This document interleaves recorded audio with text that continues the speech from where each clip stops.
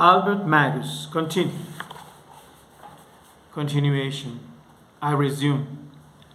Sophia stood silently beside the pit, which grew deeper and deeper, while Simon, like a lord for whom a well is being dug up or a foundation laid, issued orders to the men, measured off the length and breadth of the pit with careful steps, lowered his flaxen rope into its depths, and crumbled earth and sand between his fingers. When the coffin was ready, it was made of roughly hewn boards of fragrant cypress, held together by wooden studs. Sophia took off her scarf and placed it around Simon's neck.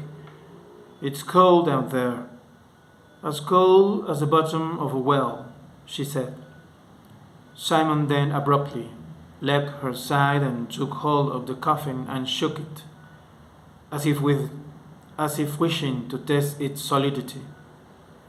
Then he stepped in nimbly and stretched out on the bottom.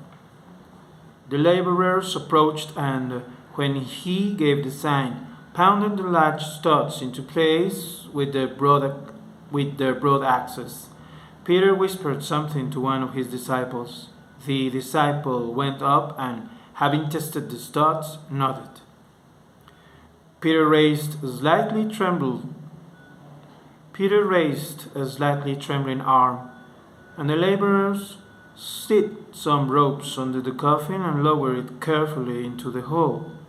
Sophia stood to the side, motionless. Soil began falling on the lid. It made a noise like the beat of a large drum moving swiftly into the distance. Soon, on the spot where the hole had been, near the big olive tree, a mount resembling a sand dune took shape.